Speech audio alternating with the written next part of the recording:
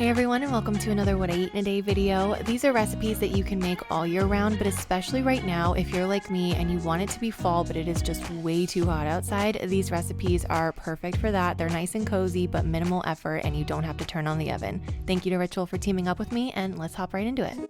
One of the best feelings is waking up and knowing that breakfast is already prepped. It's waiting for you whenever you're ready. So I really appreciate a meal prepped breakfast recipe. So I wanted to share this one with you. It's super easy and it's really, really good to make this time of year because it's got fall flavors, but it's a cold or room temperature breakfast. So to make these, I just start by making a oat and almond flour by mixing oats and almonds in a food processor and blitzing until it's a fine consistency. Then I'll add some coconut oil, maple syrup, and cozy fall spices like cinnamon, allspice, and a pinch of cloves. That's my favorite part. And I'm just gonna put this into a square pan. And as you can see, it's very important to press down. You wanna press down firmly with a glass or a measuring cup like this to make sure that the bars stay together. This makes all the difference. The filling is gonna be apple butter, and I love this. It's got so much flavor, and it blows my mind that the only ingredient is apples. So I slather a thick layer of the apple butter on top of the crust and then crumble on the rest of the crumb topping. And this is going to bake. Once it's cool, I slice it into bars, and then I keep this in the fridge for a couple of days, and it's perfect for breakfast like this. They're kind of chewy and crunchy at the same time, and you get loads of flavor because of those warming spices that we added to the oat and almond crust. It complements the apple butter so nicely, that little bit of cinnamon and allspice and clove.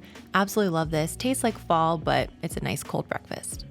Every morning after breakfast, I take a vegan multivitamin, and you will have definitely seen this Ritual multivitamin on my channel before because I've been taking it for years. And that's because it's really made for people like me and probably like a lot of you guys who eat a healthy diet. And this vitamin only contains 9 essential nutrients to help me fill in the gaps, stuff that can be a little bit harder to get, like omega-3s or D3. Even though it's really sunny out right now, I haven't really been going out that much because it's so hot, it's so sunny. I feel like I get sunburned instantly, even with sunscreen on. So I've been inside a lot, and I feel like I'm not even worried about my D3 levels because I know what I'm getting in my vegan multivitamin. And so that just really gives me peace of mind, and it's evidence-based. You can read the studies on the website. It's fully transparent. It's all there for you to read. And not only are they vegan, but they're also gluten-free, non-GMO. There's no added colors. They're allergen friendly. There's no added sugar. I take the women's multivitamin, the 18+, but they have a 50+, a men's multi, a kids and teen vitamin, a prenatal, and a postnatal. So they've really got something for everyone. So if you guys want to check out Ritual, if you've been looking for a good multivitamin or you want to get back on your vitamin routine, then check out the link in the description box below, and I really hope you guys enjoy it. I'm gonna get some work done, and I will see you guys at lunchtime.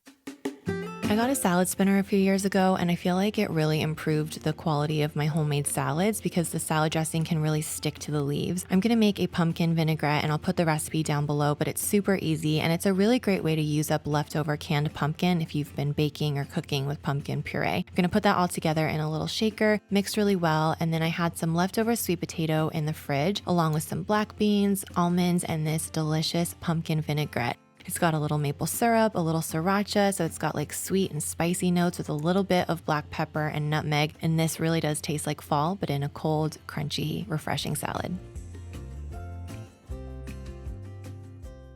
It has been a very, very hot day, so I didn't want to turn the oven on, but I needed to do some recipe testing / wanted to do. It's like one of my favorite parts of what I do is the recipe testing portion, and I really love when I get to do like side-by-side comparisons when I'm doing recipes. So I did 2 different versions of cabbage rolls. You may remember earlier this year I started a series called Vegan Family Recipes, and I veganized one of my Norwegian family recipes, and I asked you guys for recipes from your family that you would like me to try to veganize, and I got some really wonderful submissions. A lot of them are very like holiday oriented because I made that video kind of right after the holidays.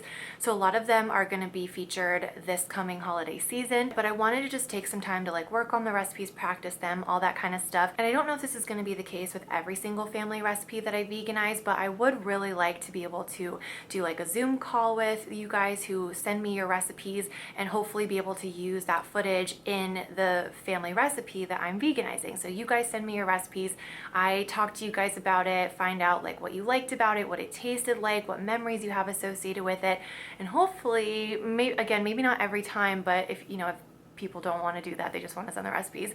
But if you guys are down, like, I think it would be so cool to feature you in the video. So that's one of the ones I'm working on right now. And I did 2 different versions. I did a meat-free version that's totally plant-based. I think I'm also going to make that one in the final recipe. I think that one's going to end up being nut-free as well. So that's cooking on the stove right now. And I'm going to have a very strange dinner tonight because as a recipe tester, I always have a lot of like random leftovers. So I have these cabbage rolls that I'm going to be trying out tonight. And then I also have some of the leftover pumpkin poblano stuffed shells recipe. I filmed that again recently so I could have a TikTok version, because with these videos we film this way and with TikTok videos we film vertically. So I usually reshoot those recipe videos for TikTok. So I've got leftovers of that. There's a bunch of stuff in the fridge. I might just kind of do a little bit of everything. So that is going to be my dinner tonight, and I will show you when it's all ready.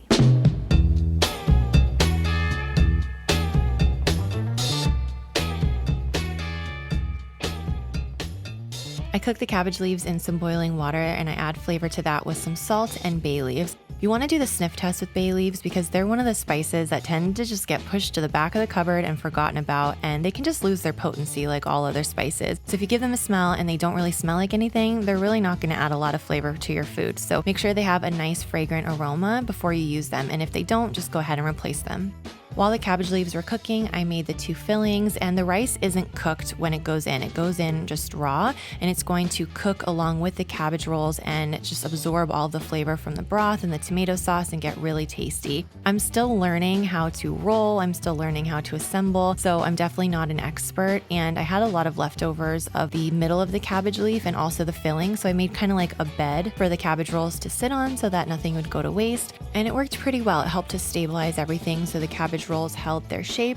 Then I added some diced tomatoes and a bit of water, though I think next time I'm going to try broth, and it turned out really good. Both of them were really flavorful. I'm not exactly sure which direction I want to go for the completed recipe, but this was a delicious dinner packed with so much plant-based goodness, and this whole day was just a very delicious oven-free way. I used the stove, but I didn't have to turn on the oven and heat up the whole place, so it was a nice way to get the taste of fall and all of those cozy flavors while still being in the middle of a heat wave. So I hope you guys enjoyed this video and that it gave you some good ideas, and I will see you in a video very soon. Bye.